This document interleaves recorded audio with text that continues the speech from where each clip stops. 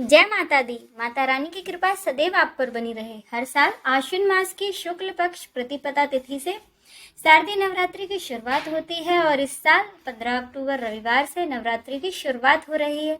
नवरात्रि के पहले दिन घट स्थापना यानी कि कलश स्थापना करने का विधान है, क्योंकि घट स्थापना के बाद ही माँ दुर्गा के प्रथम रूप माँ शैलपुत्री की पूजा की जाती है। आज की वीडियो में हम जानेंगे कि शारदीय नवरात्रि में माता रानी किस पर सवार होकर आ रही हैं और कलश स्थापना का शुभ मुहूर्त और नियम क्या है। तो चलिए शुरू करते हैं।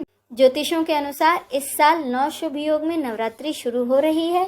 सितारों की ऐसी स्थिति पिछले 400 सालों में नहीं बनी है। इस बार नवरात्रि का हर दिन शुभ रहेगा।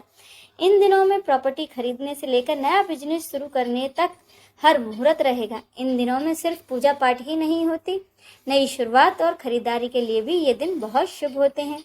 15 अक्टूबर से शुरू होने वाली नवरात्रि अखंड रहेगी, यानी कि अंग्रेजी तारीख और तिथियों का ठीक तालमेल होने से एक भी तिथि कम नहीं होगी।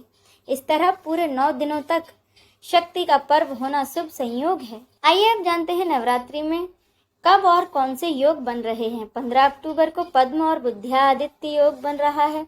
16 अक्टूबर द्वितीय नवरात्रि के दिन छत्र योग स्वाति नक्षत्र भद्रा तिथि का संयोग है। 17 अक्टूबर तीसरे नवरात्रि के दिन प्रीति आयुष्मान और श्रीवस्त्र योग।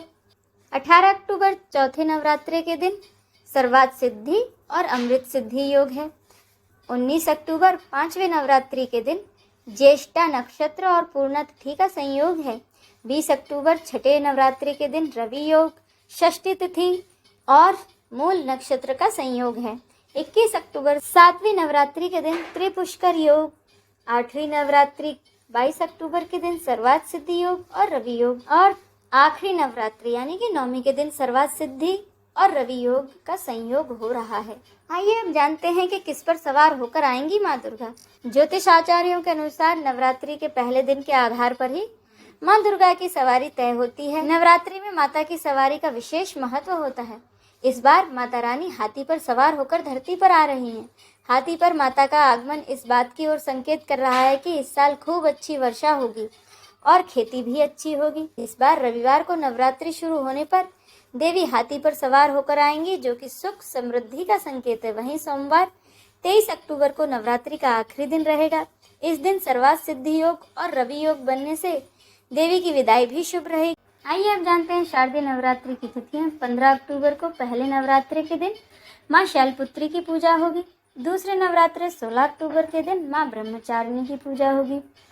17 अक्टूबर को तीसरे दिन माँ चंद्रघंटा की पूजा होगी।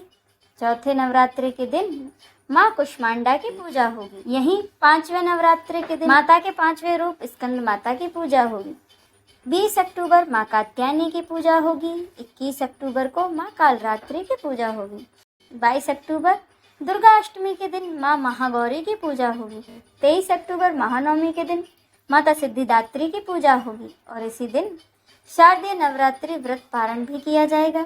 24 अक्टूबर को माँ दुर्गा की प्रतिमा का विसर्जन होगा और इसी दिन कलश विसर्जन भी होगा और इसके बाद दशमी तिथि यानी कि दशहरा का पर्व मनाया जाएगा। आइए अब जानते हैं कि नवरात्रियों में कन्या और देवी के शस्त्रों की पूजा किस प्रकार की जाती है।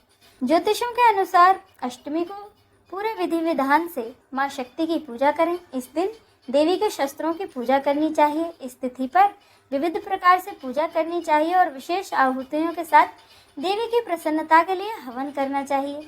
इसके साथ ही अष्टमी और नवमी दोनों दिन कन्या पूजन होता है और उन्हें भोजन कराया जाता है। हर आयु की कन्या का होता है एक अलग महत्व।